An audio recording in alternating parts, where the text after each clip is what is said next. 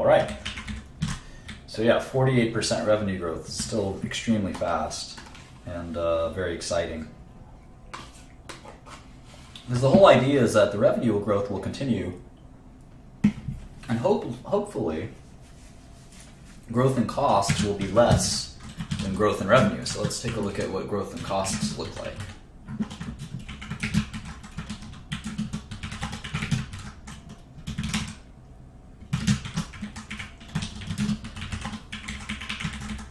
I'm not so worried right now about how many shares outstanding there are. I don't think that makes much of a difference until we calculate our NPV.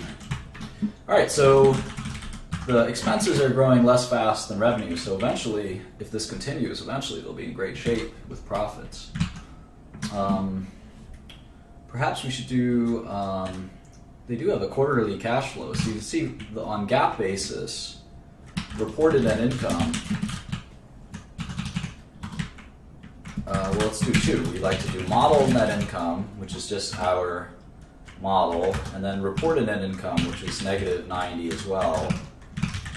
And then you can see that the cash flow from operations is actually 99 plus 99 million. So all these add backs, we call them either add backs or adjustments. Let's see what the bigger ones were. You can kind of see that stock-based compensation, I never like to see that as the biggest one because ultimately that is a cost. DNA is a little bit different, and the rest seem pretty small. But stock-based compensation is maybe some of that stock is now underwater, but stock does have value. They could issue stock, for instance. Even stock options technically have value. Even if they're underwater, they have sort of volatility value, if you will. So those are the add backs.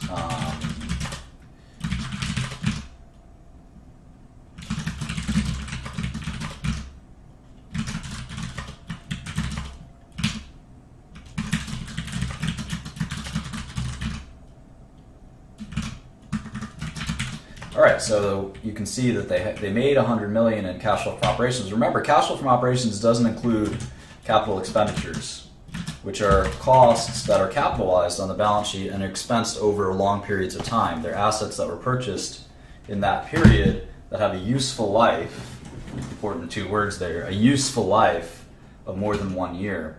And you can see the purchases of property and equipment here are about $80.46 million. So technically, Twitter made $19 million that quarter, which is a pretty small amount. We'd have to sort of back out a number of these things, and I'm not necessarily comfortable backing out stock-based compensation, but I'm certainly comfortable backing out DNA. Now, the thing about DNA is that it just about equals Capex, so really they offset each other, and what you get is a break-even business roughly, but that's also excluding $155 million of Capex. I'm sorry, of stock-based comp, and I think that's unwarranted. Just because, like I said, I mean, giving stock to your employees is the same as giving stock to anyone else. It's worth something, and it's just as much an expense in these lines as if you were to pay them cash salary. It really doesn't make much of a difference. So some people like to exclude stock-based compensation, and there's a lot of philosophies on that. It's pretty advanced finance as to whether or not you think over the long run stock-based comp maybe comes down, but there's really a lot to think through there. So anyway, we'll kind of keep thinking about that. All right. Yeah, definitely don't give me pointers. I know what I'm doing. All right, so stock-based comp. So they have non-GAAP net income of 115 million, but again, that's excluding all of this stock-based compensation, which I'm not necessarily comfortable doing. And you can see that they give you the stock-based compensation expense by function. Now this I'm comfortable doing add backs on. So here's amortization of intangibles on cost of revenue is 10.4 million. So actually we'll go in here and deduct 10.405 million. And immediately this is a non-GAAP model because you can see the delta between model net income and reported net income. So I can do that here as well. Yeah, I've been valuing companies for 15 years, so I think I know what I'm doing. I don't need your advice for sure. All right, 4949.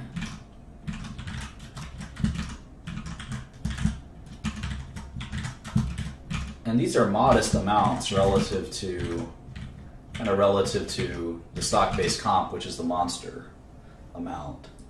And the reason stock-based comp is a adjustable expense is because it's not a cash expense. But again, giving someone a load of stock is not totally different from giving someone cash in many ways. So there's some restructuring expenses here too, which you could deduct, which I will deduct.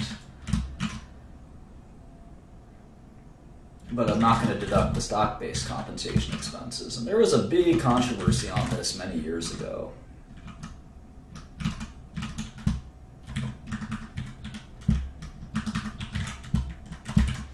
R&D 8746 minus 0.064. Okay. Last year they didn't have any there. Okay, so if you deduct those, it's a $39 million loss, operating income loss. Which again, so for Twitter, even at $2.8 or $3 billion of revenue, they still are not profitable, which is kind of shocking in many ways. Well, it's stock-based compensation is a good thing. It's just that it's an expense. It's not free.